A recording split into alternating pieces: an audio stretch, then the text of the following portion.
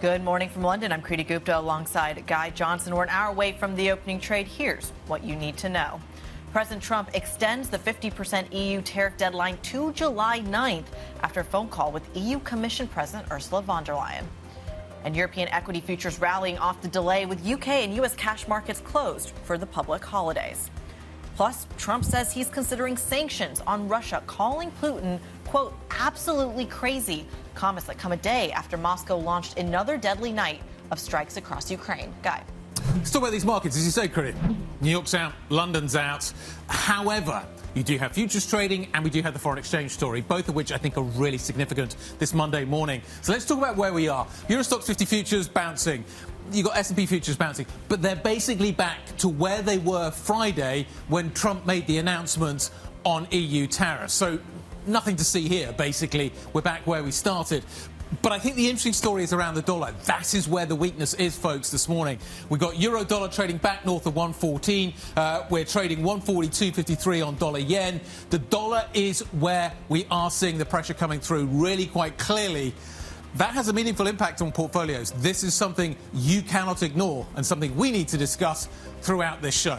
The countdown to the open starts right now.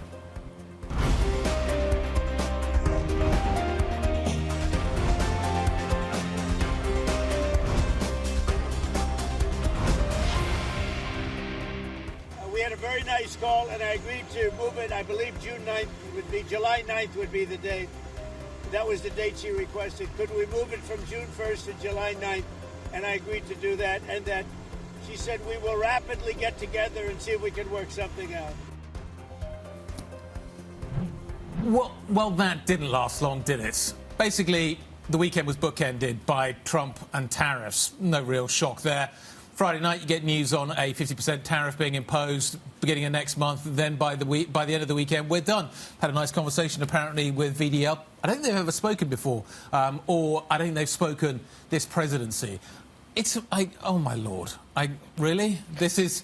I don't quite know how, as investors, you deal with this. But the story this morning is stocks are basically back to where they were, but the real narrative is what is happening around the dollar. But in terms of just the politics around this... Just once again, there is this narrative that he tries to provide shock, he tries to get things moving. Clearly, talks between the EU and the US are going nowhere in a hurry. Doesn't look like that's going to change anytime soon. The complete tone shift in less than 2 weeks. What happened to the collective action problem? What happened to a nasty bloc to trade with? Those were the comments that both Donald Trump and Scott Bessent, by the way, who's kind of seen as the voice of reason, used to describe the EU in terms of those trading negotiations being kind of put back to the back of the line. The UK and Switzerland story coming front and center.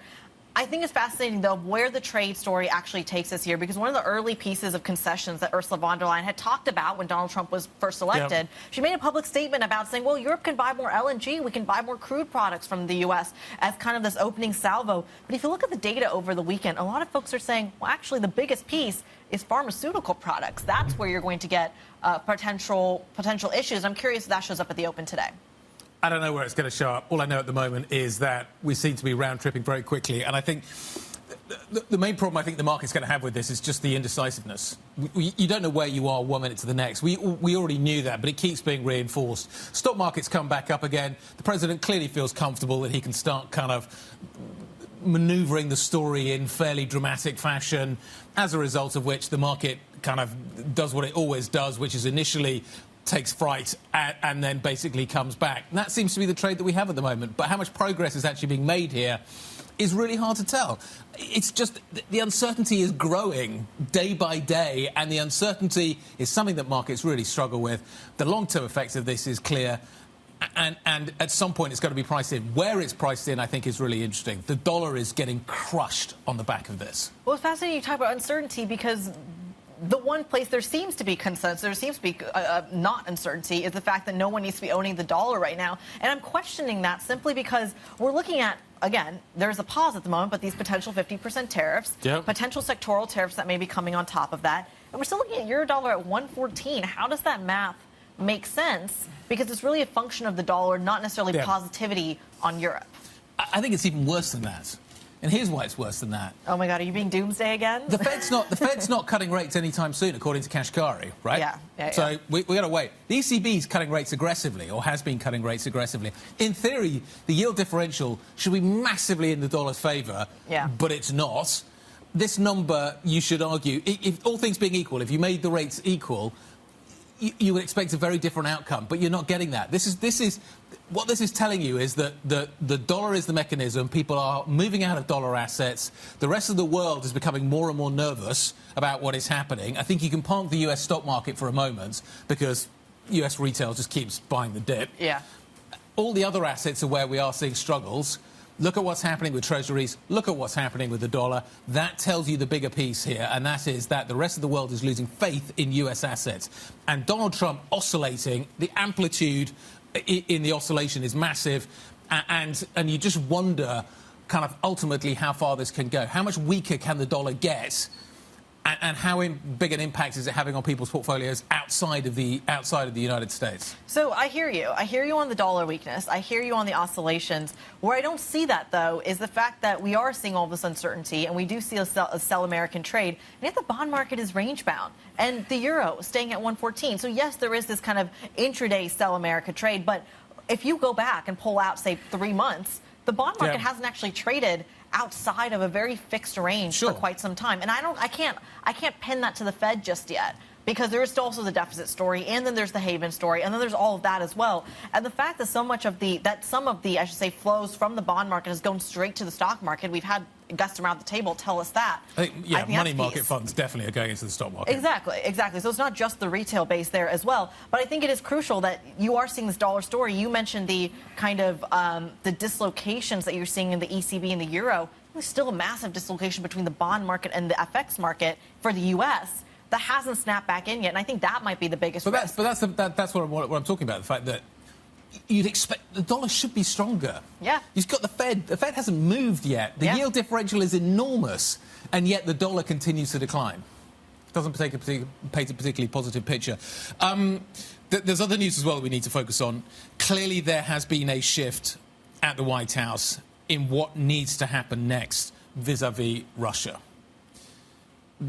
The post that the president put out over the weekend, overnight, about his view on what Vladimir Putin is doing clearly signals a readiness to do more by the United States. And he is clearly very frustrated. What does this actually manifest itself in? How does this work? Because he's also pointing fingers at Volodymyr Zelensky as well. Is this the withdrawal of Trump? Is this the sanctions are coming? Is this Congress does the heavy lifting? Is this over to you, Europe? I don't know what the answer to that question is, but clearly Trump doesn't know what to do. The president clearly has run out of road in terms of what he thought a winning strategy would be.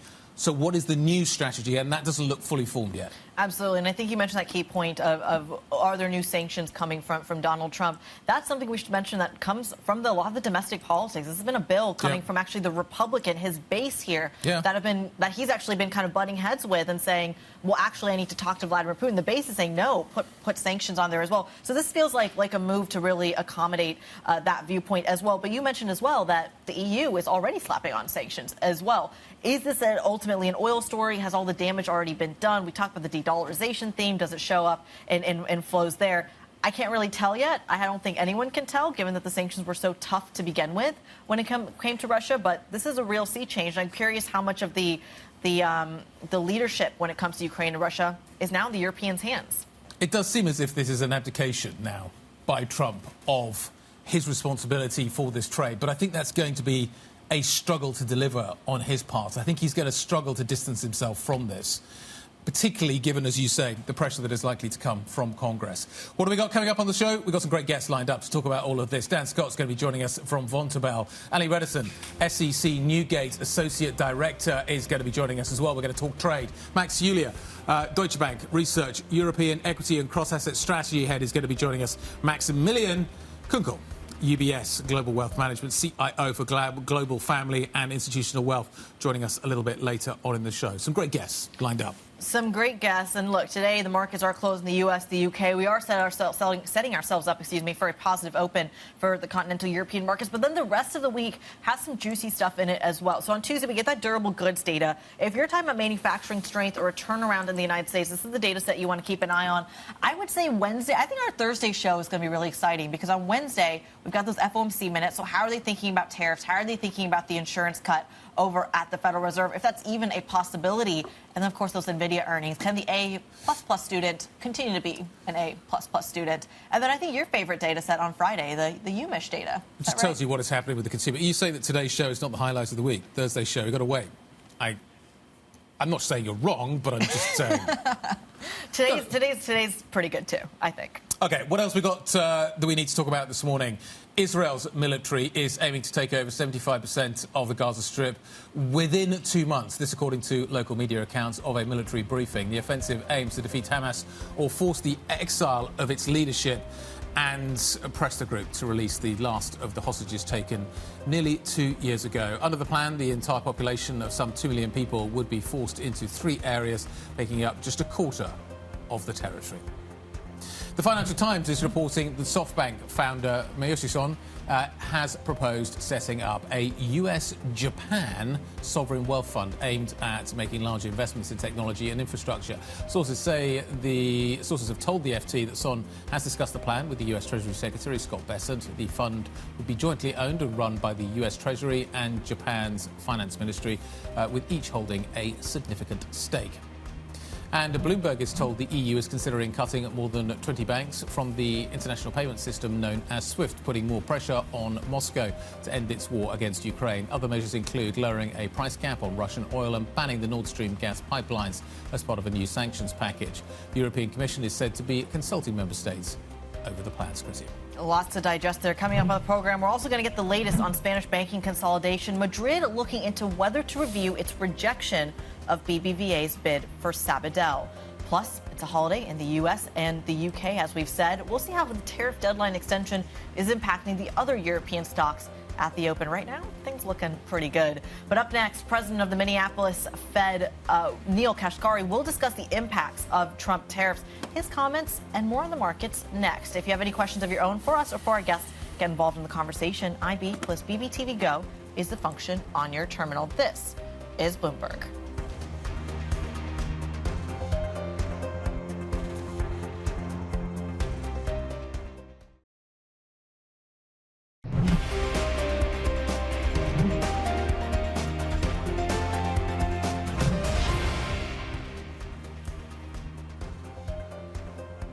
45 minutes until the opening trade here in Europe. Remember, the New York market is closed, as is the London market. I just want to show you this chart, which is the Euro Stoxx 50 futures. Basically, we are where we were before Trump made his comments on the 50% tariffs for the EU on Friday. So we have a little bit of a hiatus where the market kind of freaks out a little bit, and then basically it's as if nothing has happened between then and now. We just had this small kind of dip, but in reality, nothing has happened. So you can just basically ignore the entire weekend in some respects.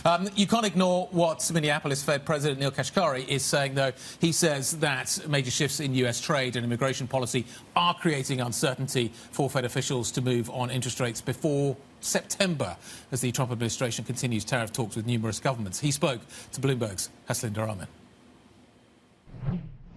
The fundamentals of the economy coming into this year were absolutely strong. We had inflation that was trending down, not quite back to our 2%, running at about a 2.5% level, and GDP growth that continued to exceed our own expectations for the last few years. So those fundamentals were very, very strong. And now there's been policy uncertainty that has been introduced to it, and that's what's causing this environment that we're trying to navigate. A stagflationary shock, if Jamie Dimon is correct, pushes up inflation, pushes down economic activity, but our monetary policy instruments either push up economic activity and inflation or push them both down at the same time. And that's a particularly challenging environment for policymakers to navigate. And that's why so many of my colleagues and I are saying we're really in a wait-and-see mode until we see which of these two effects, activity or inflation, which is the bigger effect that ultimately should drive our policy path. As it stands now, Neil, how would you rate the chances of a stagflation 30%, 40%? Well, I think there's no question that the shock of tariffs are stagflationary. The question is going to be, ultimately, how high do they settle at? Right now, they're at a very high level, highest in 100 years. And how long a period both is this uncertain environment and how long are the tariffs going to last? If we have high tariffs for a month or two, but then they're negotiated much lower, the stagflationary imprint of that is going to be much, much lower. If we ultimately settle at a high rate for the foreseeable future, then the stagflationary impact will be much larger. And so is it stagflationary? Yes. But the question now is the magnitude of the stagflationary impulse, and we just don't know yet. Couple of things to stand out. We don't know yet. Stagflation, and love it when Fed officials quote Jamie Dimon. Anyway, President Neil Kashkari speaking with Bloomberg's Haslinda Armin in Asia overnight. So let's talk about the markets. In the light of all of this, we had the announcement Friday on the 50% tariffs being introduced. Then we get the Sunday night news that actually we're going to push back to the original deadline after VDL phoned up Donald Trump and sorted it all out. Dan Scott over at Vontobel probably doesn't want to talk about the ice hockey, so let's talk to him about how you deal with all of this when it comes to the markets. Dan, great to see you. Huge uncertainty, huge volatility. Friday night, Trump's talking about tariffs being pushed higher. By Sunday night, we're in a position where actually that's all being wound back. How do you, what do you make of this? How do you invest with this? Yeah, good morning, Guy. Thanks very much for having me on. And yeah, let's indeed gloss over the result from last night. I think it's really interesting, the soundbite you played there from Neil Kashkari in that interview, because that's basically what markets are contending with. We don't really know where the end journey is on tariffs. So the tariff impact, of course, Friday, threat of 50% on Europe, and now an extension to July for negotiations. I think the point to remember, though, is that we are, no matter where we end up with negotiations, going to have higher tariff rates than we had at the beginning of the year. So there is going to be some goods inflation that we need to expect creeping back into the inflation numbers. That is going to happen. And then the question is, and again, interesting, the Kashkari, who's actually pretty hawkish, or seen as a hawk, would be making the statements that he has, because we do expect to see, a growth impact. We had the big, beautiful bill. It still needs to go through the Senate, but it doesn't look like it's going to, be able to undo the damage that we're expecting from tariffs, which we expect to shave off a good full percentage point on U.S. GDP for this year. So that is that's basically what markets are contending with at this time. Yep. But we don't know yet. And people are trying to invest now. Can you invest now? Should you invest now? Or should you wait until we start to see a little bit more clarity and get a greater level of understanding as to what the impact is ultimately going to be? Well, looking at the futures, you were basically pointing out that the markets are pretending as though nothing had happened on tariffs. And I would agree that markets are complacent at the moment. I think going into the summer, if anything, you should take a look at the returns you can get on investment grade, or take a look at other, fixed income risk that you can take that really does compensate you decently, and just hide out there, whether it's money markets, whether it's investment grade. I think fixed income risk is definitely the more appealing risk at the moment than equity risk, because equity markets really are exposed to, declining earnings, a squeeze on margins, and the fact that they're overbought. I think valuations are still very high considering the degree of uncertainty that we have there. I also don't think that earnings estimates have come down fully yet. I think that we saw a lot of front loading of consumption into Q1. Q2 numbers are likely not going to be as pretty. Already Q1 numbers started to show some cracks, but valuations kept going up. So I think that there is quite a bit of complacency. It's being driven in part by M2 on the way up. But at this point, really going into the summer with a lot of potential damaging news flow that I think that we can see from all sorts of vectors, like the jobs market, for example, and what then to expect on rates, could add some further downside risk for equity markets. Dan, it's Creedy in London. I hear you on the markets being complacent. I hear you on the potential risk coming down the pike. But as Guy pointed out, the futures picture didn't change in the last, I would say, 48, 72 hours. But neither have the fundamentals at all. I mean, we ended, I say, Thursday night with no 50% tariffs on Europe. We're starting Monday morning with no 50% tariffs on Europe. That range of outcomes, as Guy likes to say, is so large. How do you price that in, even if it is to the downside? Yeah, well, so it's about the asymmetric risk skew, right? So I'm saying that at the moment, you're not really going to be rewarded by taking equity risk from a risk budgeting perspective. What eventually does happen to corporate profits is still a question mark at this point. So is it possible that corporates with their strong balance sheets can, grow top line and defend margins if all goes well? Yes, that's possible. But at this point, I think there's just too many questions. And so given where we are in terms of valuations, I think it makes, or it's more of a payoff to look at the broader structural trends that we have. And I think that's going to continue to be, a decline in US dollar. It's going to be a steepening of the curve, and it's potentially going to be a widening of spreads. So, Dan, what is the hedge in that scenario? What market is getting this right? Yeah, very good question. So I think it's important to have hedges on at the moment. I think lots of people understand this, and that's why you see those hedges, those natural portfolio hedges, doing well. You see gold continue to trend higher. It's some of the speed has come off the rally that we saw in recent years, but still very well supported. And I think now, for example, even though there's been some jitters in the market about the latest issuance, I think that people are starting to look again at the long end of the curve.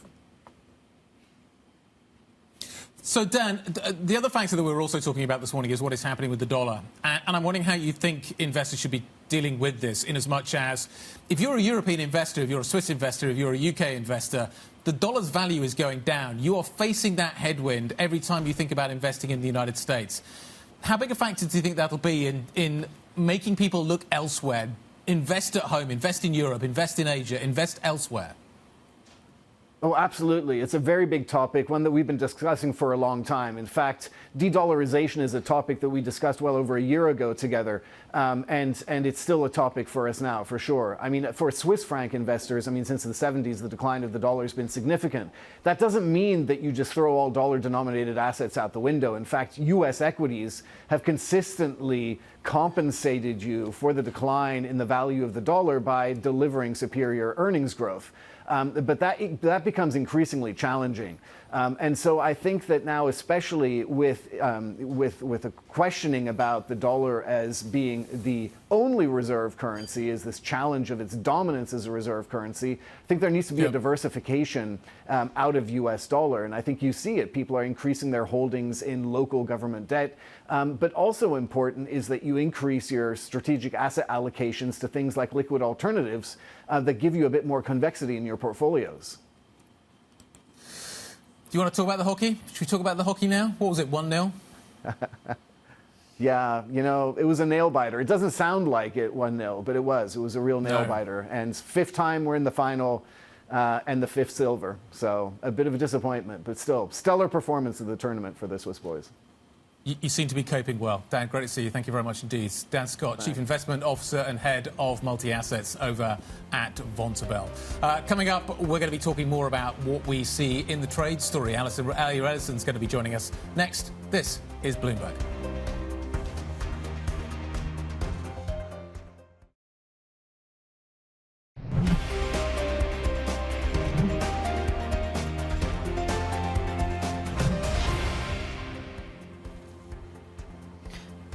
Minutes away from the start of the opening trade. Futures very, very positive. Green on the screen across the board. But look, light volume, light liquidity is the story, but also perhaps a little bit of relief. Take a look at Eurostoxx 50 futures, higher by 1.7%, almost 2%. I'm inclined to actually round up here a little bit, but you are seeing optimism across the board, including in the United States, Guy. Let's about the bond market, figure out what is happening there. We continue to watch what is happening very carefully over in the United States, but the effect this morning into Europe, not particularly that big. We are seeing an effect into the foreign exchange story, but less so, maybe you could argue, into the bond market. It is going to be a slow session, though. So I'm just double-checking that we're getting some movement here and some ticks and just making sure that things are actually happening because London is out, and that is going to take quite a bit of activity, I suspect, away from these markets. In fact, I am seeing yields higher in Germany this morning, just beginning to tick a little bit higher. The French market looks like it's alive. So we are getting some action. I'm just trying to check that Italian trade to make sure I'm 100% confident that that is happening. There you go. Italy's catching up. Perfect. OK, let's move on. President Trump says he will pause his 50% tariffs on the European Union until the original date, July the 19th, after speaking with the Commission President Ursula von der Leyen overnight. Bloomberg's Ollie Crook has the latest from Berlin. Are we basically just back to where we were, Ollie? Yeah, we basically are, Guy. I mean, listen, we've been talking about it earlier, but if you basically shut your phone off at around lunchtime on Friday and then came back to sort of work today, you didn't really have that much of a development here, right? The deadline is still the same day, July the 9th. That is the 90-day reprieve that was given after those Liberation Day tariffs were announced back in April. And that has been basically after a call with Ursula von der Leyen and Donald Trump in order to gain that period of time. Because, of course, on Friday, the threat was 50% tariffs starting next Sunday, i.e. June the 1st. And that is, again, what the Europeans were reacting to over the weekend, only to have that dissolved over the weekend. But again, Guy, I think the sort of salient point here is, for the Europeans, as far as they're seeing the Trump administration, I think they probably just see this as more sort of art of the deal stuff. I think people are taking Trump less and less literally as time goes on. None of these sort of extreme tariffs have been put into place, even against China. That was rolled back. What I do think is interesting is that 50% figure now will kick in theoretically if there is no deal reached by July the 9th. And when you look at the original Liberation Day board, the sort of tariff board there, that means that the threat of the EU tariffs is higher than the initial threat against the Chinese, which was only 34%. So again, as far as the Europeans are concerned, they hope to get a deal done in place before then. But again, it adds to the sense from the Europeans that the tone from the Trump administration is intensely regrettable from their perspective, from whom they see as a sort of very strong ally, being treated basically, not entirely, but close to how the Trump administration is treating China.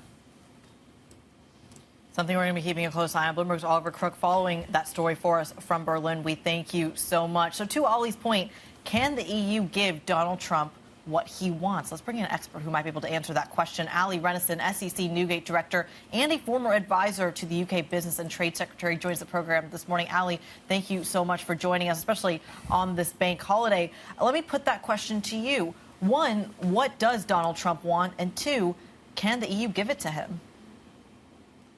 Good morning. Thank you for having me. Well, I think that there's a couple of things going on here. We know that Trump has long had a bee in his bonnet about the EU. It's why I would say it bothers him as much as sort of China in terms of economic competitiveness, as competitors go for the United States.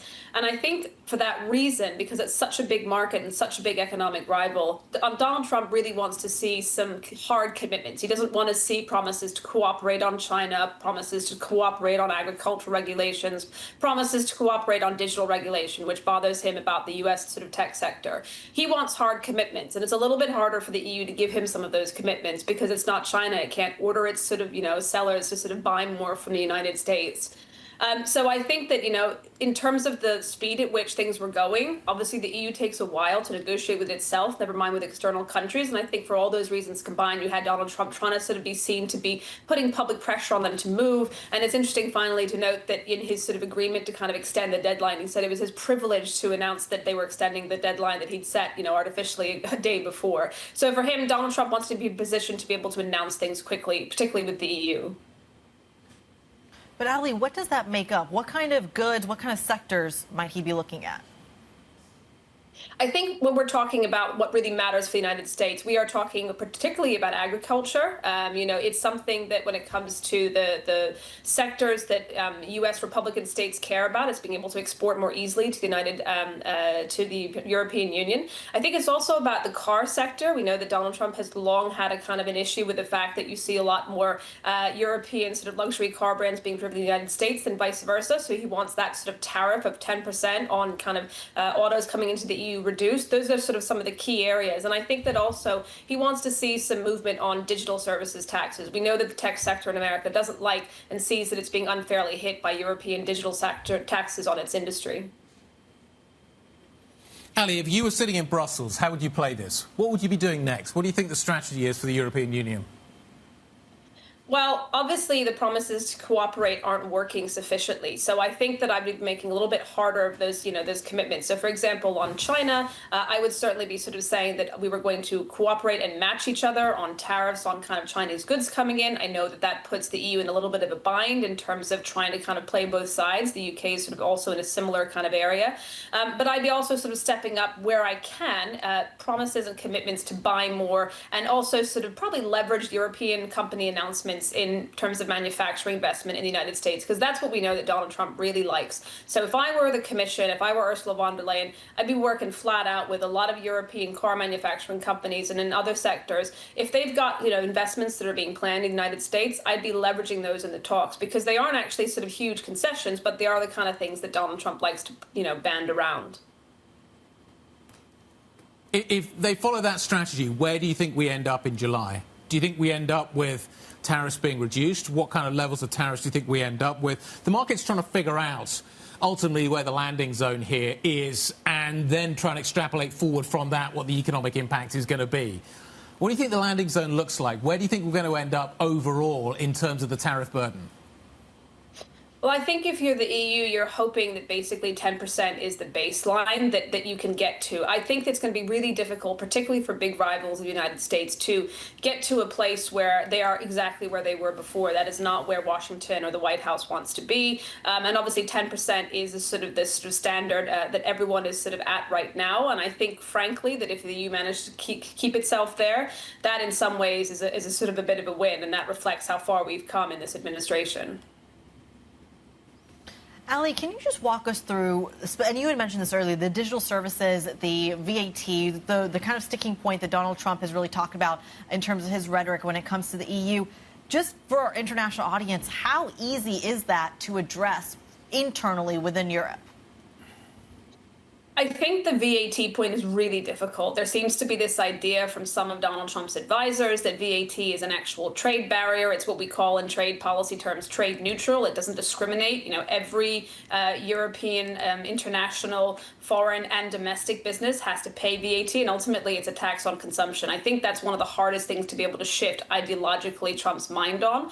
So I think they're going to have to give in certain kind of other areas. I think the digital service tax, potentially there could be some movement on that in terms of the fact that we are transitioning to what we call the OECD's multilateral top-up taxes. We know Washington doesn't like that either. But in terms of sort of agreeing to kind of evolve from the digital services tax, there's probably some space to move there. I think what's harder is sort of trying to kind of change tack on regulation that already exists, whether it's kind of the EU's AI regulation. We know that the tech sector thinks that it's being hit unfairly there. And so these are kind of the areas where the EU is trying to say, let's cooperate on how these are implemented, because it's very difficult, particularly with the way how cumbersome the EU is in terms of moving at speed, to be able to change or want to change those rules immediately overnight. Well, Ali, how does this all then stack with potential sectoral tariffs? I mean, we've been talking, you mentioned the auto sector as just one example. Is that the right roadmap to be looking for when it comes to bracing for the impact of pharmaceutical tariffs or digital services or even technology tariffs that may be headed towards the EU? Yeah, I mean, the big question in this is kind of the pharma tariffs in particular. We know that Ireland, for example, is one of the biggest kind of manufacturers and exporters of pharmaceutical products back to the United States. And I think if you're the EU, you're hoping that you kind of get what the UK got in its outline framework deal, which is a commitment to sort of cooperate to make sure that some of these tariffs don't kind of unduly hit your exports. They talked about kind of cooperating on reducing tariffs that really matter, that are important to various, respective economies. I think on the sectoral tariffs, they're doing some investigations right now in Washington, because obviously the White House doesn't want to be accused of sort of making it harder to reach sort of patient medicines. But I think the sectoral tariffs are some of the, the biggest challenges for not just the EU, but other countries, because they are not country by country, they are sweeping. And that is how Donald Trump thinks he's going to rebuild his manufacturing base. Ali, what do you think the gap ultimately looks like between the deal that has been done with the UK, and I appreciate the details are still forthcoming, need to be forthcoming, and what the EU ends up with? How big a gap do you think we end up with between those two? Well, It was interesting that actually, as you sort of allude to, a lot of what was in the outline framework deal between the UK and the US says we're going to carry on negotiating. And it was actually covered quite a big swathe of areas. It looked like actually any normal free trade agreement in some ways in terms of the policy areas it pledged to sort of take forward. I think with the EU, we might be getting a shallower kind of deal because it's going to take a lot longer for the US and the EU to negotiate on some of those areas that were mentioned in the US and the UK deal on agricultural regulations, on sort of digital kind of provisions. So I think that we're probably going to see a narrower and shallower deal, but probably with some harder commitments from the EU, potentially around, for example, buying more LNG and sort of energy coming out of the United States. So just to kind of conclude the conversation, 50% was threatened on Friday. Is it 50% to 10%? Is that the range that I'm looking at? And is that the right way of thinking about this? Am I being too basic in the way that I'm thinking about any kind of EU-US deal? Because, as you say, this is highly complicated. The EU doesn't move quickly. It needs to negotiate with itself. I'm just kind of wondering if there's a level at which we can all be comfortable or at least deal with while the bigger deal ultimately unfolds over the next few weeks, months and years. I think the 50% kind of threat was, it wasn't something that was obviously contained in White House documents before. I think there was a Donald Trump trying to obviously move and sort of leverage his kind of, his personality over the negotiations. I think the range we're probably looking at is somewhere between 10 and 20 to 30%, because obviously, the kind of things that Washington wants Brussels to move on are quite difficult. I think 30% would probably be the absolutely worst because it's not what was envisaged in terms of the 20% Liberation Day additional tariffs that were suspended until July. So I think we're somewhere looking between 10 to sort of 30%. 10 to 30%. 30% is still a pretty big number. 10% is a pretty big number. Ali, great to catch up. Thank you very much indeed for your analysis. Ali Redison, SEC Newgate Director, talking to us about trade policy. We're going to carry on the conversation next, but from a different angle. President Trump says he's considering new sanctions against Russia as he appears to grow frustrated with both President Vladimir Putin and also Volodymyr Zelensky. Absolutely. He's killing a lot of people. I don't know what's wrong with him. What the hell happened to him, right? He's killing a lot of people. I'm not happy about that. Let's talk about this. Bloomberg's Greg Sullivan joins us.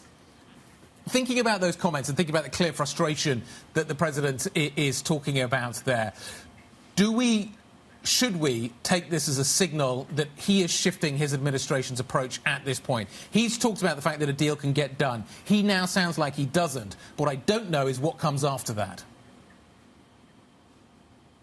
That's right. That is the key question here. We have heard from President Trump several times before threaten new sanctions, threaten to increase pressure on Russia. But what we know is that as recently as earlier this month, he was not keen to impose new sanctions on Russia.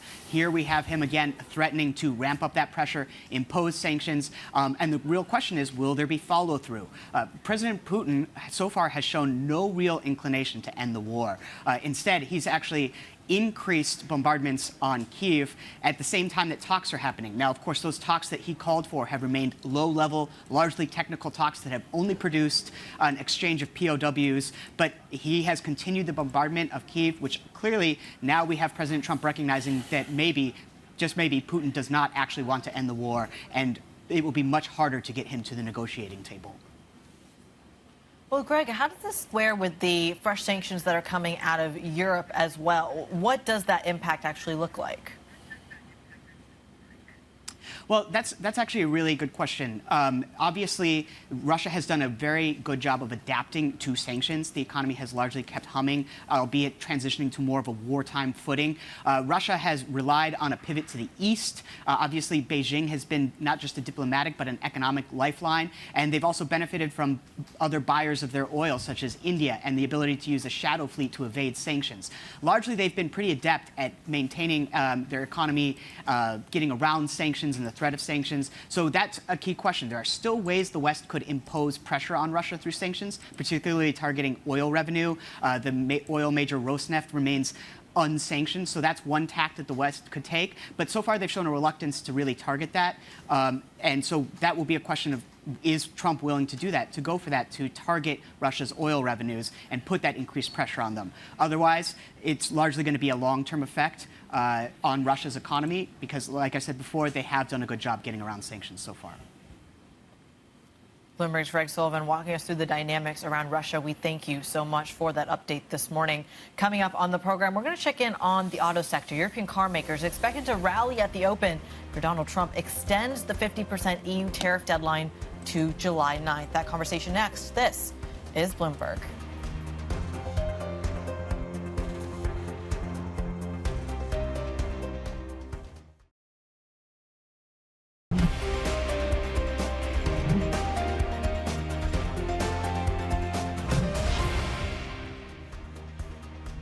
Minutes to go until the opening trade this morning.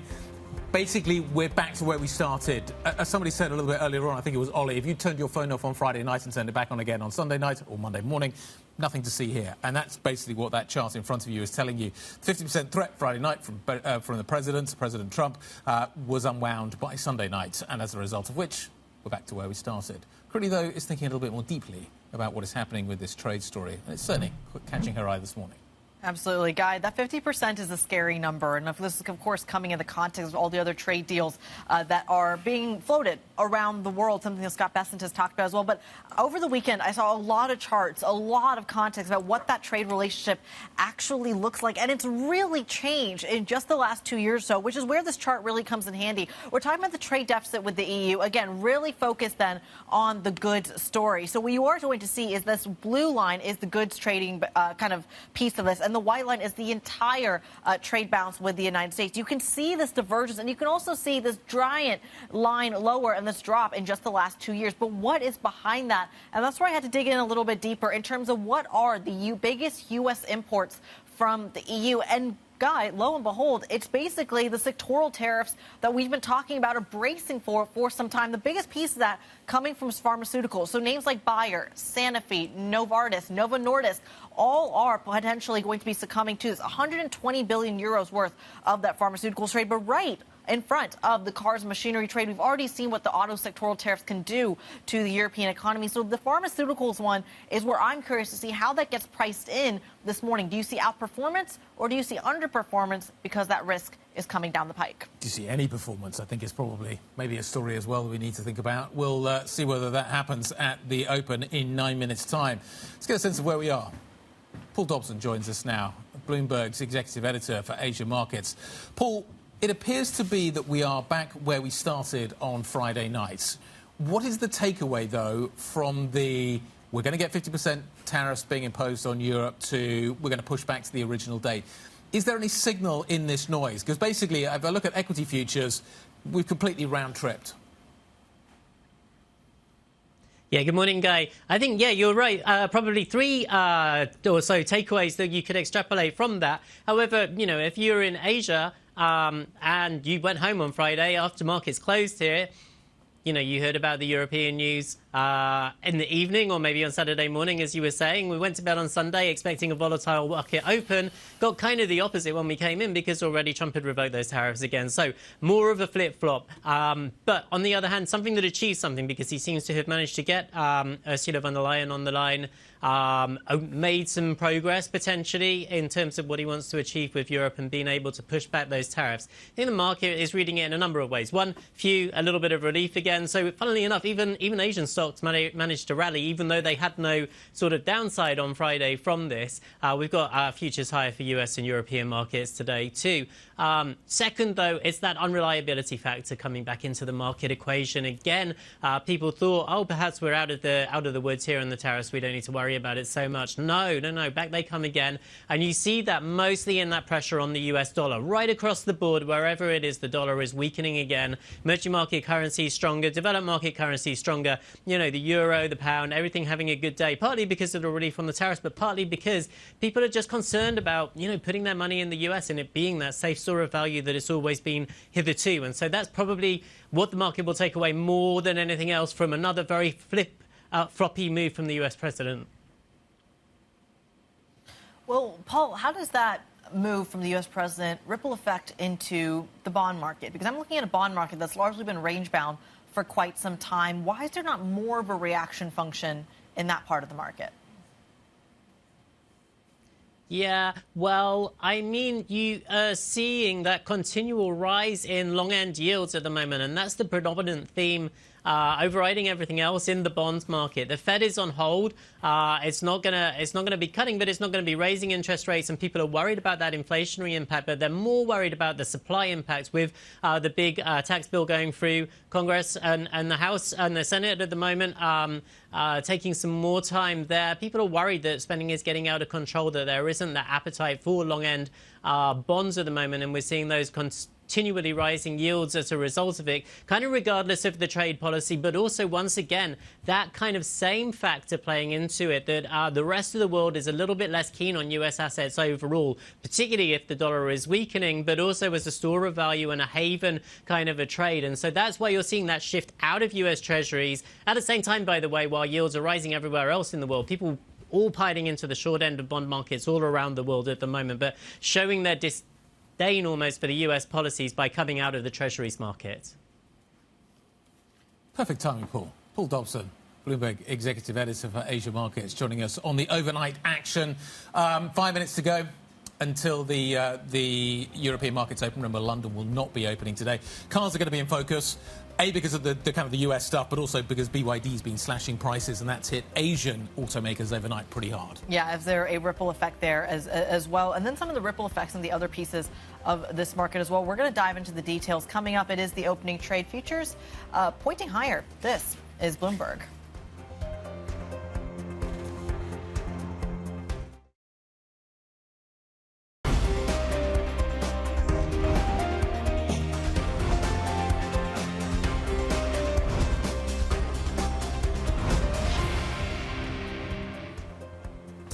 Monday morning, good morning. Now, remember, the US is closed today and the UK is closed today. We are going to see a very quiet session here in Europe as we await for basically Tuesday, the first full trading session of the week. It's going to be a shortened week, nevertheless, even at the back end. So you just got to think about this week as being very, very truncated.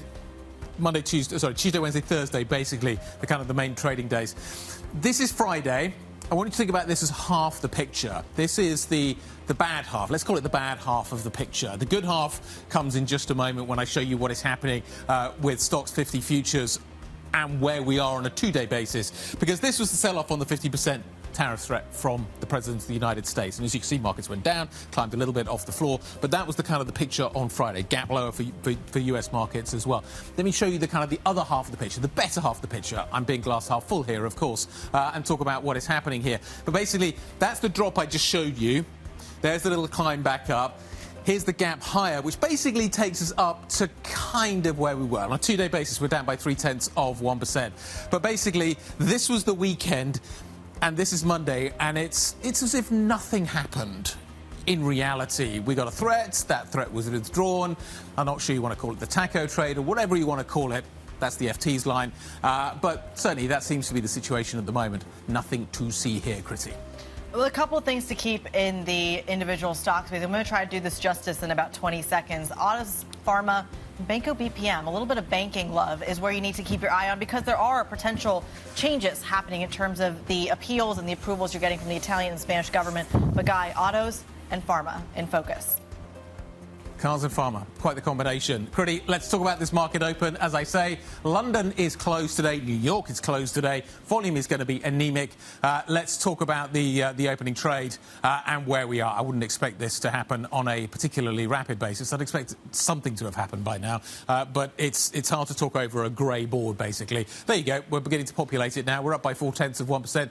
The IBEX is coming back very strongly. But remember, these are markets that got hit Friday afternoon. They're basically coming back to where they were. The FTSE MIB is still closed, the CAC 40 is still closed, the DAX is still closed, the SMI is still closed.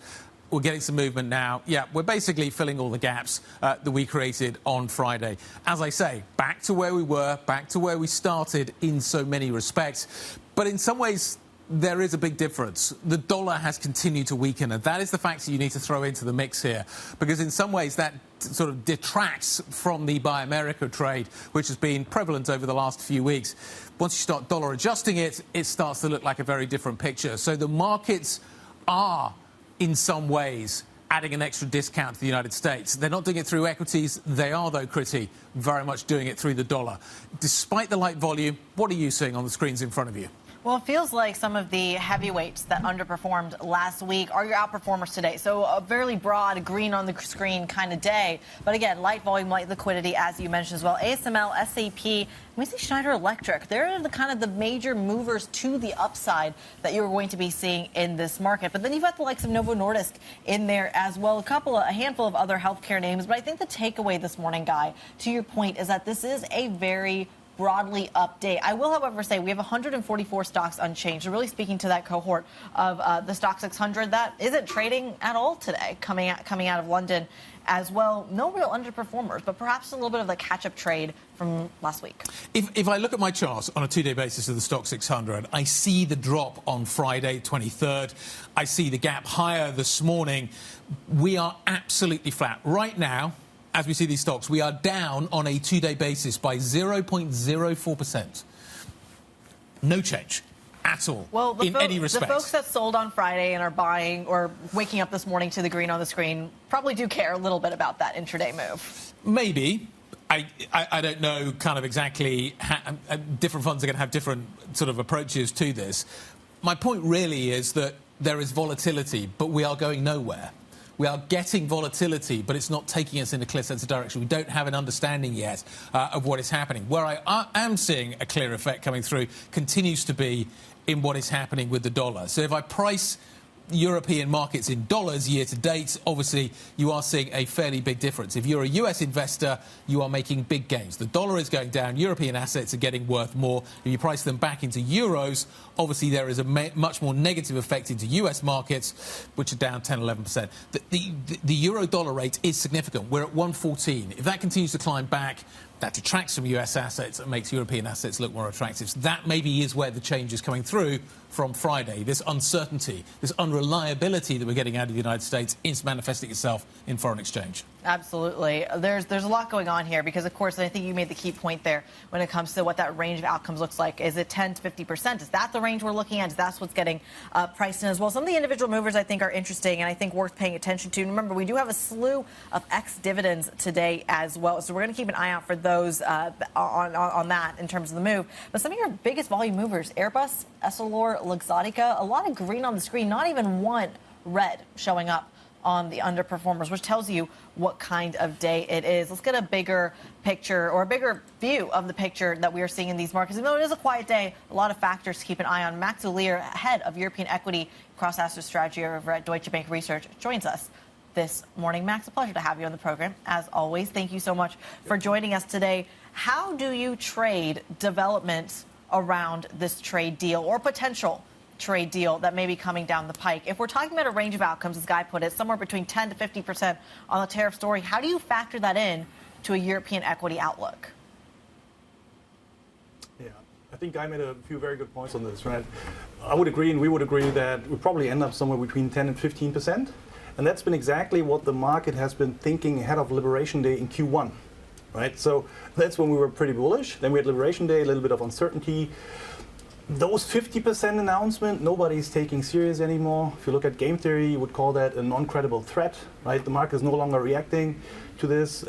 Last time, when we had the 20% tariff announcement, the market was down 4. Now we had 50%, the market was down only 2. Right, so this is losing a little bit of interest from the market. And as Guy said, this is creating a little bit of a credibility issue. The more non-credible threats you make, the more you lose credibility. But looking out for equities, back to your question, if we get to those 10, 15%, we are basically back to square one. Right? That was the base case for most of the banks, most of the earnings expectations anyways in Q1. So we think we should go back to our bullish case, which we had in Q1, before we were seeing the Liberation Day uncertainties. So, give it a few more weeks, maybe a few more months until we get to this trade agreement. Once we have that, uncertainty should be coming down, and what's left is less credibility and potentially a lower dollar.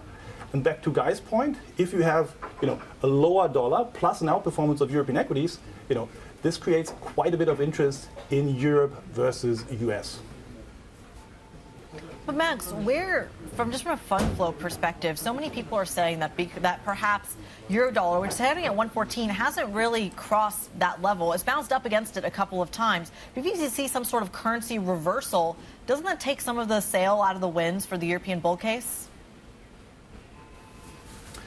So there are different views on that, right? One is, okay, weaker US dollar means weaker euro earnings. But if you look at what's the cause for this, then, I would argue we've actually seen capital flow out of the US into Europe and obviously also the rest of the world. So the reason for this stronger euro versus US dollar is flows into bonds, into euro credit, into European equities. So the cause is really helpful. And that's, I think, the main driver for this maybe longer term shift away from the dollar. And again, year to date, 10% outperformance of European equities in euro versus dollar, 20% outperformance. So I think it will continue to support. We think the dollar can go to 120. So I don't think this is over yet. What does that mean, though, for European earnings? The dollar at 120. A lot of companies in Europe derive a lot of their income from the United States. Is it I gain on one hand, but I lose on the other hand, because actually corporate profitability will be under pressure at 120?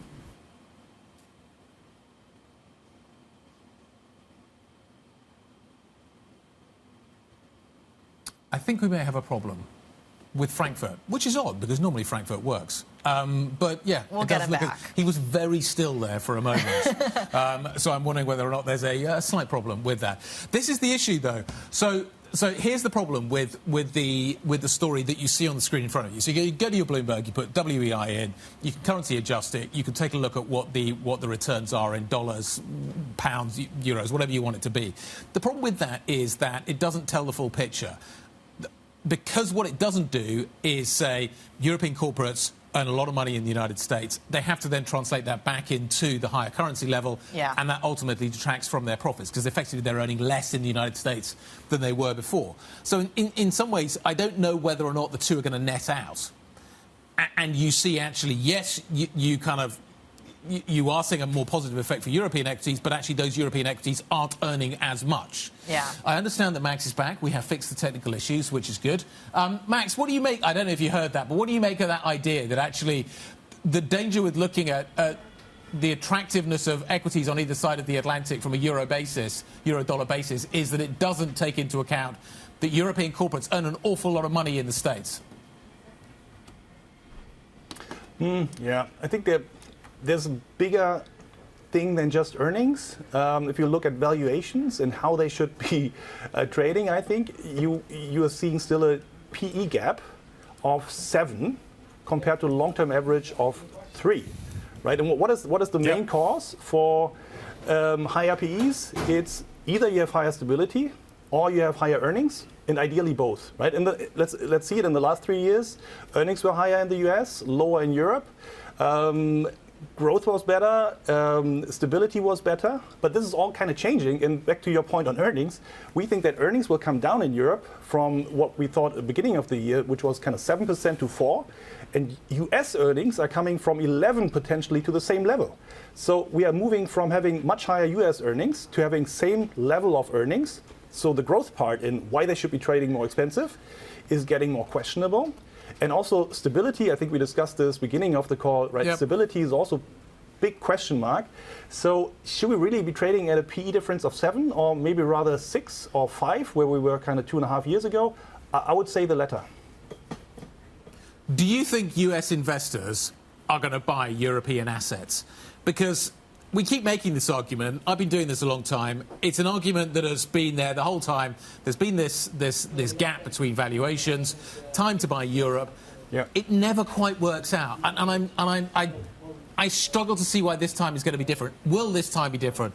Will US investors, will retail investors in America be buying Europe? Will institutional investors in America be buying Europe? Because I don't think we've crossed to that point yet. We're definitely not there yet. That's an excellent question. And when we turned bullish on Europe 6 months ago, my view was, okay, maybe this is a 3 to 6 month trade as it always was. And now it's more consensus. But I still think that that's the case.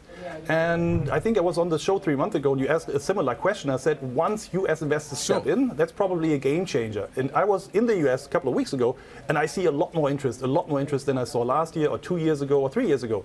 And now for the couple of weeks, we are even getting questions from insurance companies whether they should be changing their benchmark. And that's a question that I haven't been getting for at least 10 years.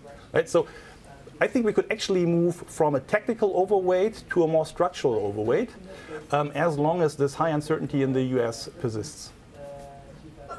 But Max, I think, isn't that adding to the bear case, though, for this next leg of European gains? If it is ultimately just deleveraging from overexposure to the United States, that's really only one move that's kind of done once. Maybe not one iteration, but certainly one move in terms of kind of incentivizing those fund flows. Where does the growth story in Europe as a region actually lie? Because a lot of the concerns we're talking about in the States exist in Europe as well. So once you're done with the structural deleveraging, then where does the growth come from? So I'm not saying Europe will outgrow the US. That's not going to happen. US is going to grow less. And it's been growing perfectly at 3% over the last 3 years, basically, right?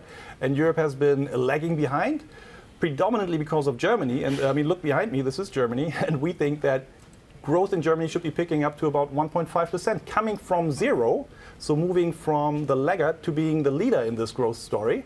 So, European earnings growing with European GDP growth and US still being attractive, but less attractive than it was over the last 3 years. So this is a relative play, right? I'm not saying in absolute terms Europe is now growing at a higher rate than the US does, but this relative shift in this once in a multi-decade move in fiscal spending in Germany should certainly be dragging up growth in Europe.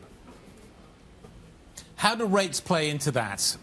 The ECB has cut rates reasonably aggressively, certainly versus the Fed, which obviously hasn't started off cutting and then faded.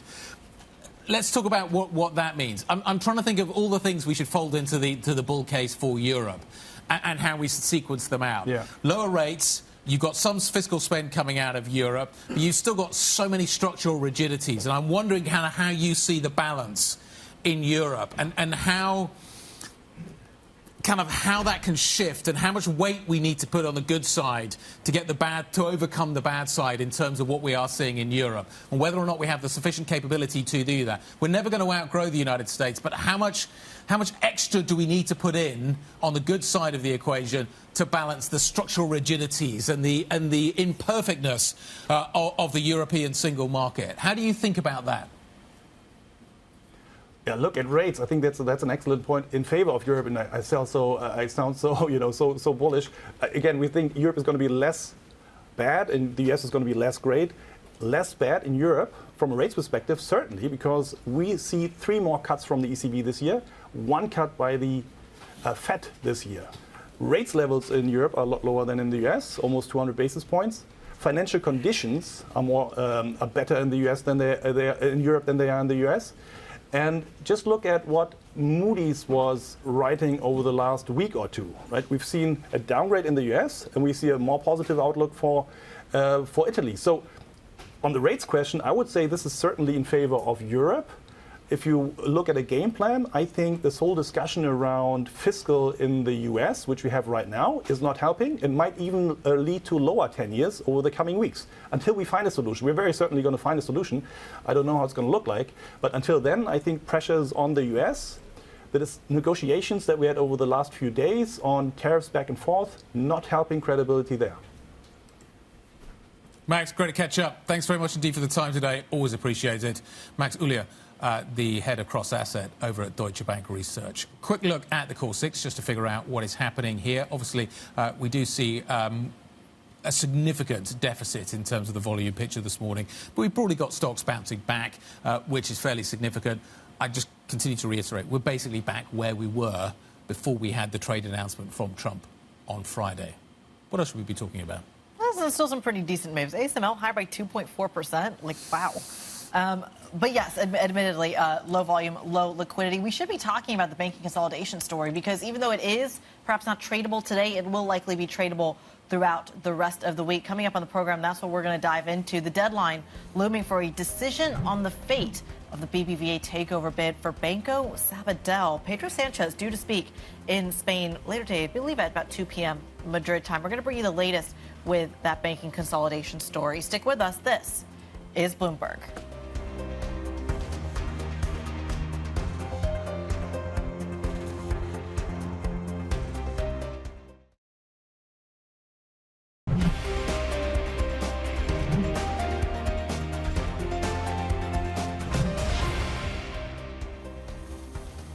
Welcome back. You're watching the opening trade. We are 20 minutes into an equity market session that, in reality, is going nowhere in a hurry. The numbers on the front, on the screen in front of you, look pretty good.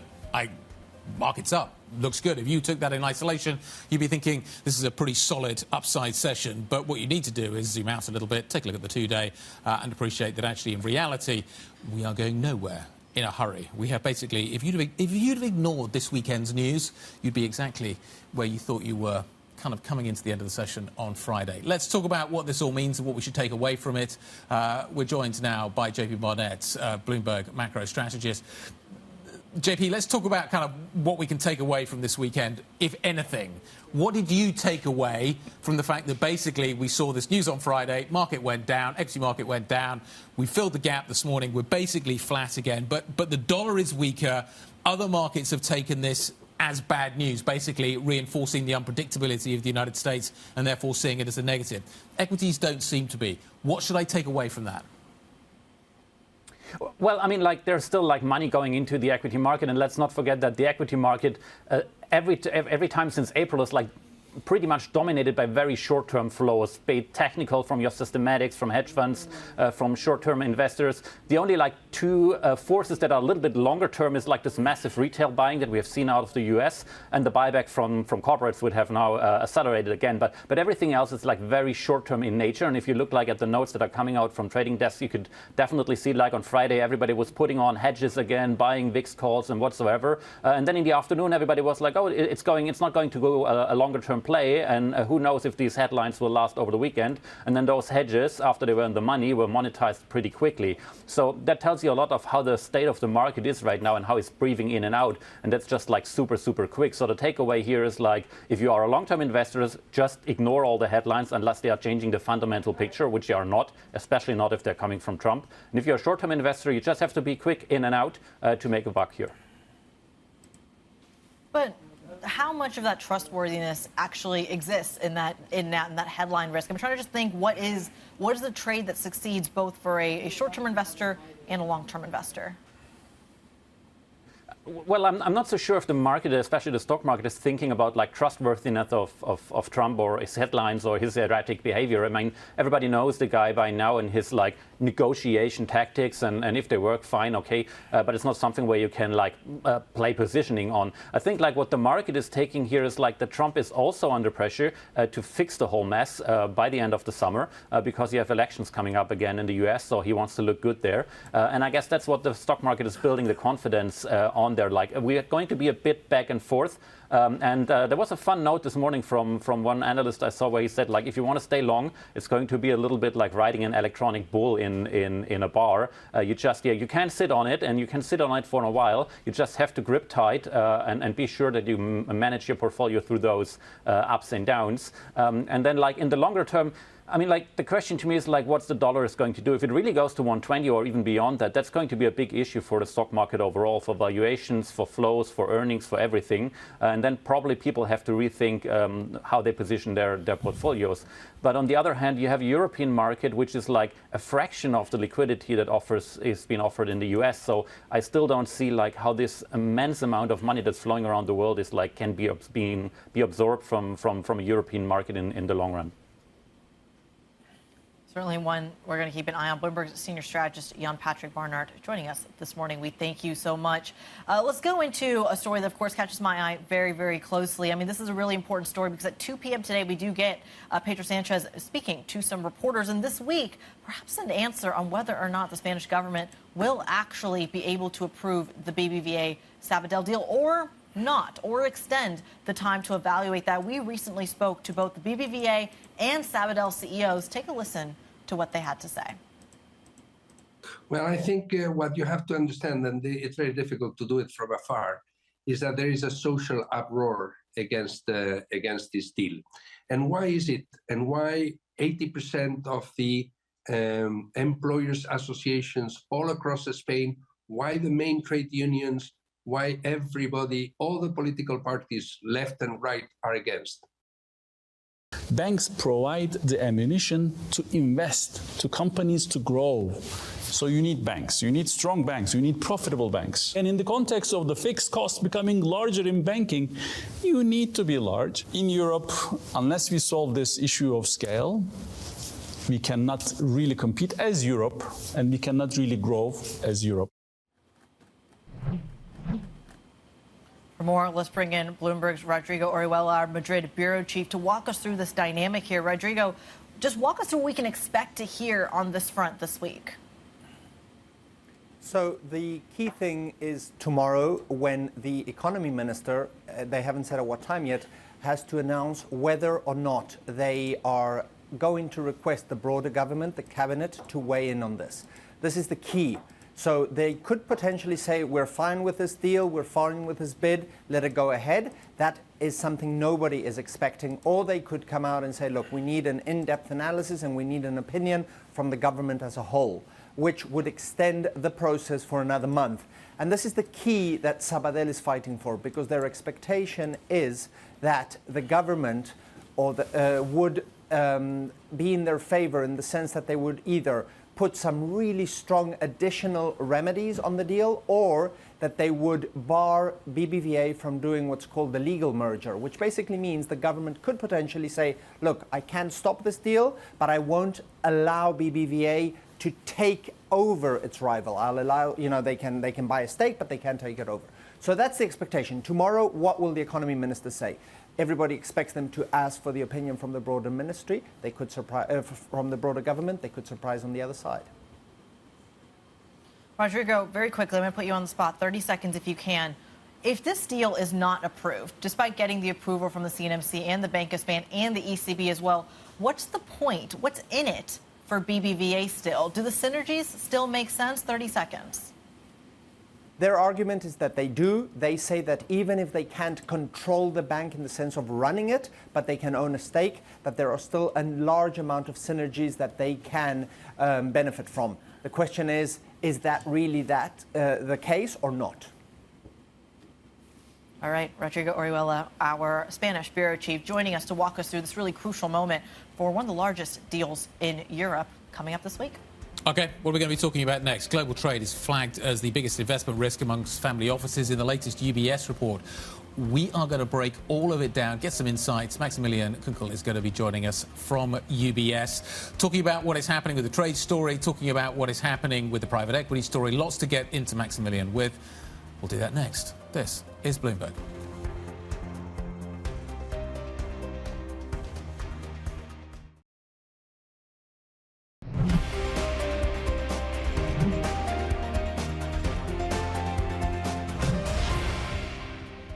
If the U.S. no longer seeks to have a trade deficit, then we would no longer have to be the premier destination for trade or for investment from around the world. And so I think what you're partially seeing is investors are reassessing where do they want to allocate capital to America, to Europe, to Asia.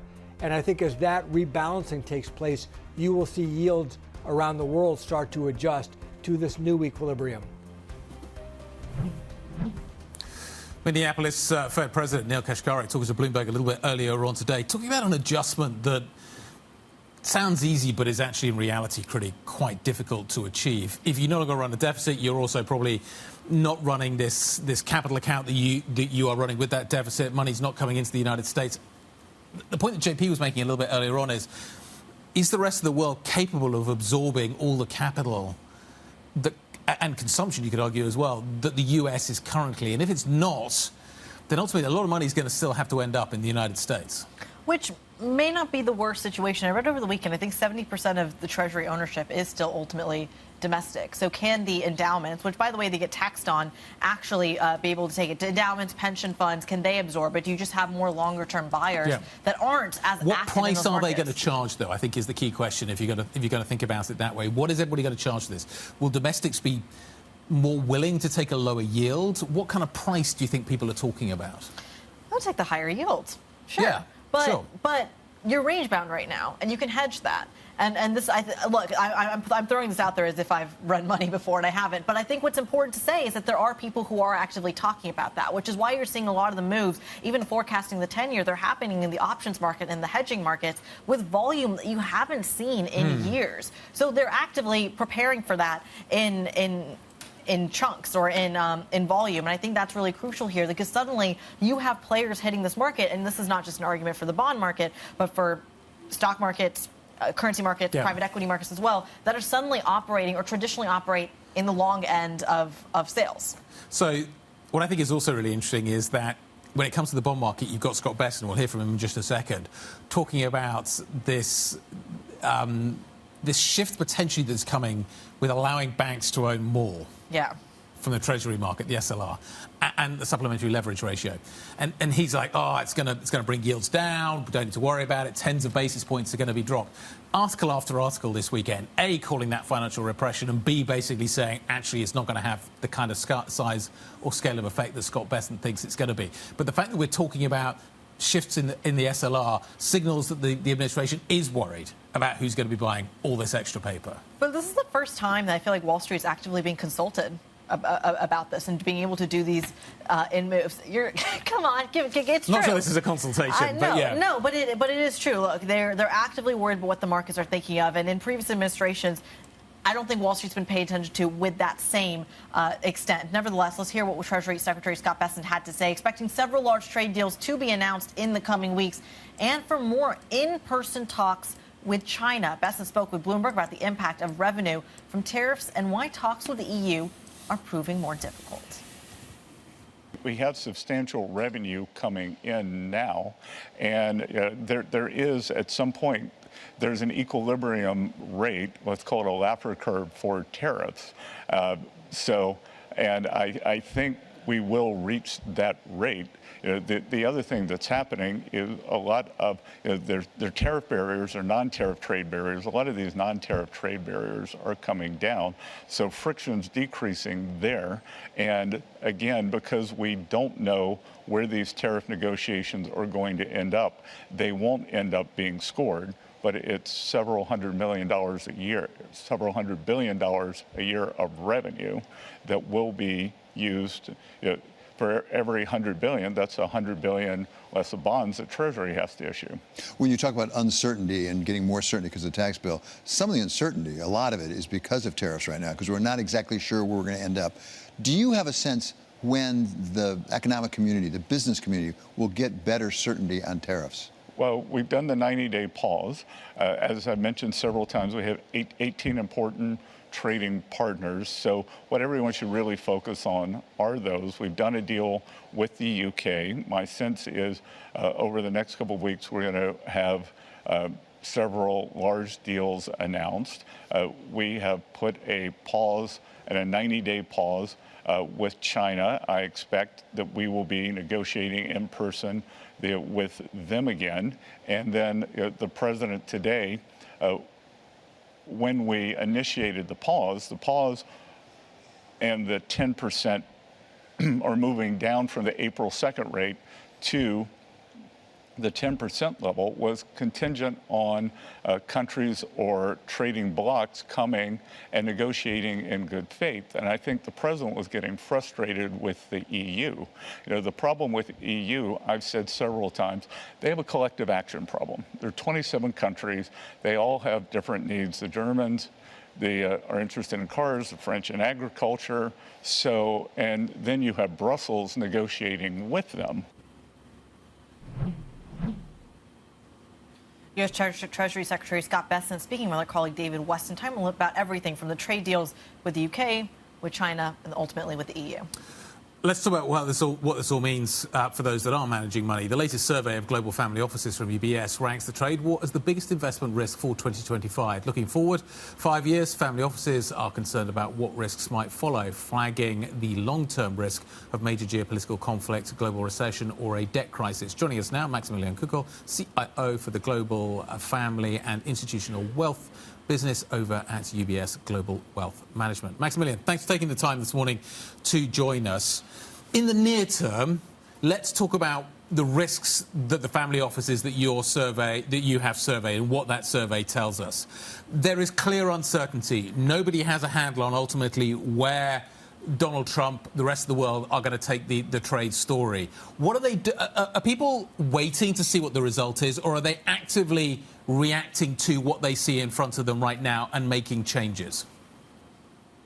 Well, I think there's two stories to this. The first one is the longer-term story, and here you always have to remember that family offices have access to patient capital, tend to have less liquidity need than other investors, both on the institutional as well as on the private side, and ultimately they don't have demands from any regulator that tells them where to invest and when to invest. So they can afford to have a long-term view. Now, on the very short-term side, what we are seeing is that family offices tend to do three things. The first one is any increases in volatility that are done by these geopolitical concerns or tariff concerns, you make use of those. Second, you try and diversify them away. And third, you just look through them. And here we clearly see a big focus still on real assets and equities, public and private in particular. In terms of where we are right now, clearly there is going to be a large kind of over-indexing, as Critty would put it, to the United States. Is there a belief that money in the United States stays in the United States? How domestically focused or increasingly domestically focused will many of these family offices be? Well, in fact, actually, what we find is that U.S. exceptionalism is very much a U.S. story when it comes to family offices that we've surveyed. There, more than 86% of them say that their assets are allocated in North America. When we look across different other regions, it's actually, I'd say a lot more balanced. So take Europe, for example. Western European family offices have a tad more than 40% in Western Europe and a tad more than 40% in the United States.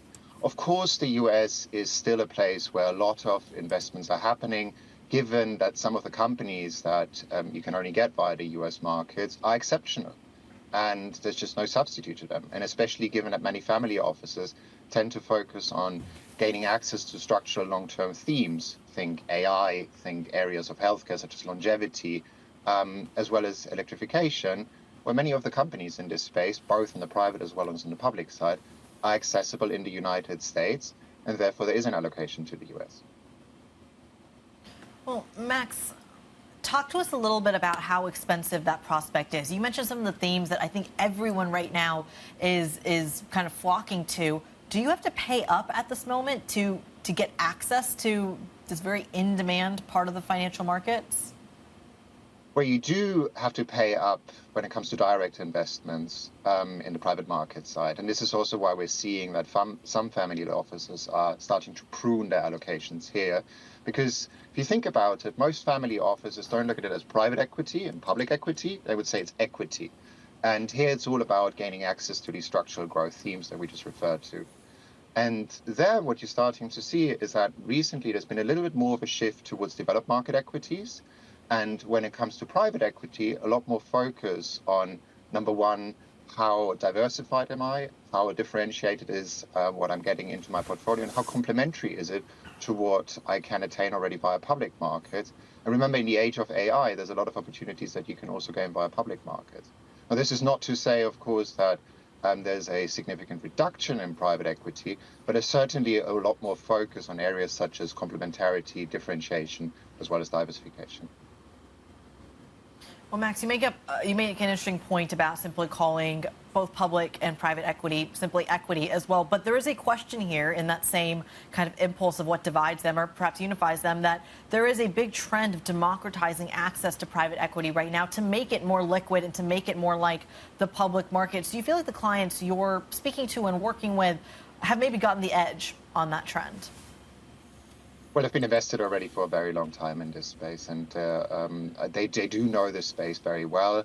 And for them, it's really about, okay, to what extent can I ensure that what I have in my portfolio really fits what I want to have access to longer term?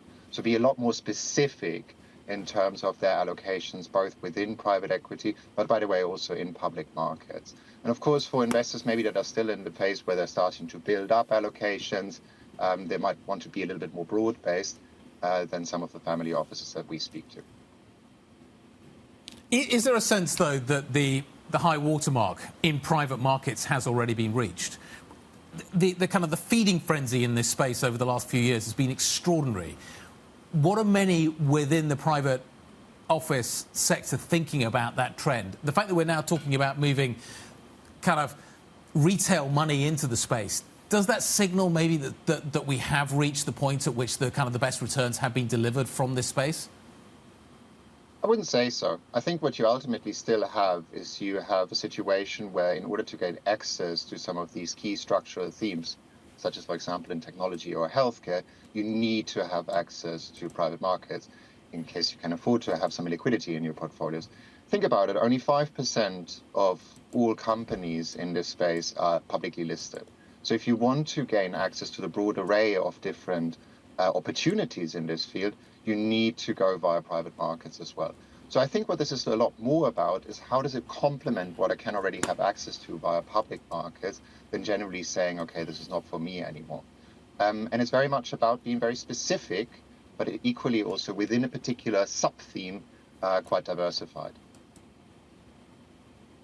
All right, Maximilian Kunkel, CIO for Global Family Institutional Wealth at UBS Global Wealth Management, joining us around the table, or actually joining us down the line, should be around the table next time, to talk to us a little bit about how his clients are thinking about the world we live in. Coming up, we're going to come back to our top story this morning, which is President Donald Trump extending the deadline on those 50% tariffs on the European Union. We're going to discuss the relationship, just how close they might be to an agreement. That conversation next. This is Bloomberg.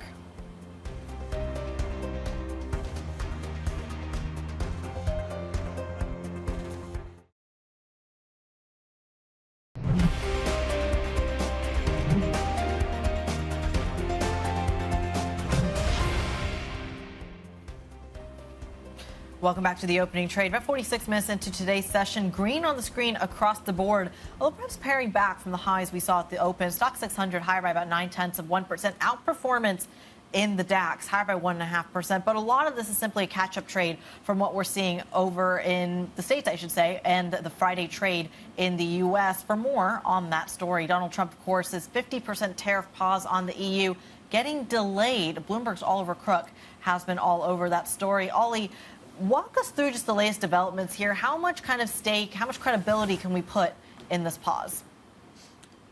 I think it's very difficult to say. But I mean, first of all, we're talking about a pause that if you hadn't been paying attention on Friday, you wouldn't even know there was anything to pause, right? This was the threat made by Donald Trump on Friday that in about 10 days' time, on June the 1st, there would be, instead of 10%, the current tariff rate between the EU and the United States, a 50% tariff rate, because he was frustrated at the speed at which the negotiations were going, saying that progress had really not been made between the EU and the U.S., and that Scott Bessent, the Treasury Secretary, said that he hoped this would light a fire under the EU. There was then a call between Ursula von der Leyen and Donald Trump over the weekend, a, quote, very good call, says Donald Trump, in which Trump says he granted the EU an extension on that because Ursula von der Leyen had asked for the time to be given to negotiate until July the 9th, which was the original pause from the sort of Liberation Day tariffs that have been paused. So again, this basically doesn't change anything in terms of where the EU is concerned today, but what it will change is that ultimately, if you fail to get a deal by July the 9th, instead of facing 20% tariffs, the EU would face 50% tariffs, which obviously is materially higher and is in fact higher than even the tariffs that had been originally proposed on China, which is only 34% on Liberation Day. So again, that is sort of the tone in the negotiations between the EU and the United States right now. Fair to say they have not made a great deal of progress. Ollie, yeah, OK, so let's talk about that. Have we made any progress? Where are we? Do we know what the EU is offering? Do we know what the conversation is where the conversation is at right now? What do we actually know about progress that is being made? Ursula von der Leyen thinks maybe a deal is possible by mid-July. Is it? All right, Maximilian Kunkel, CIO for Global Family Institutional Wealth at UBS Global Wealth Management, joining us around the table, or actually joining us down the line, should be around the table next time to talk to us a little bit about how his clients are thinking about the world we live in. Coming up, we're going to come back to our top story this morning, which is President Donald Trump extending the deadline on those 50% tariffs on the EU getting delayed. Bloomberg's Oliver Crook has been all over that story. Ollie, walk us through just the latest developments here. How much kind of stake, how much credibility can we put in this pause? I mean, listen, I think a deal is surely possible. I mean, I think at a certain point it's very difficult to tell. We have to understand what is inside the mind of Donald Trump, and that has been the great frustration, I think, for European negotiators who basically need to deal not only with the negotiations with the U.S. administration, but with the 27 EU member states, which Scott Bessent was alluding to, the fact that there is not a collective action problem within Europe. In order to go to the Trump administration, it would be much more helpful for the EU to know what the Trump administration wants, while the Trump administration itself is playing it very differently. They're sort of holding court. They're having everybody come over, give their top proposal, and either saying yes or no or work on this or not. What we understand from the Europeans, what they've given so far are, proposals in terms of economic security, mutual investments. There was an EU-US energy partnership on nuclear, gas, and oil. We understand was one of the things that was put forward. I mean, environmental standards are another thing that are being discussed because, of course, that is what blocks some of the U.S. agriculture and food supply from coming into the EU. They have much higher standards on certain things that blocks effectively a non-tariff barrier of these things getting into the EU. But again, it's difficult for them to know what to present the U.S. administration. And to add to that fact, once they do get this through, there still are other tariffs in other areas that have not been settled, whether it's the pharmaceutical industry. So for the Europeans, you're sort of shadow boxing. The Trump administration wants something concrete. I think they would probably be better served saying something like, hey, we're going to buy $1 trillion worth of LNG and defense equipment, both things that we need, and maybe that is something more concrete that the Trump administration can work with. Ollie, we've been here before. We've been here before where Donald Trump slaps on these country or tariffs onto not just the EU, but any country. But and on top of that adds on a sectoral tariff. The autos kind of story, I think, was a great example of that. Has Europe, and maybe Germany specifically, created a roadmap on how to navigate not just country tariffs, but sectoral tariffs stacked on top? No, I don't think that they have. And I think that for the Europeans, and I think for a great many other countries too, it's very difficult to know if there is actually any wiggle room, particularly on the issue of auto tariffs, right? I think for the Trump administration, and for many countries, we should say, the cars, having those little labels driving around streets across the world is worth quite a great deal. And it's worth quite a great deal to Donald Trump, who has made a number of references to the fact that there are not enough American cars driving around the streets of Europe. There is some question about whether many of those cars will fit on the streets of Europe. But again, this is going to be the trade balance that he wants to adjust, and he wants to basically have these American cars operating within Europe. What the Europeans would like to get to is a point where, listen, we have these discussions, we have these trade barrier discussions, you get 0% for 0%, but the reality of the situation is I doubt that the Trump administration at this stage, judging from everything we've heard from them so far, are really willing to move on the auto question. That is going to be a very difficult situation for the Germans. And of course, many of the German car companies, the point that they make is that, listen,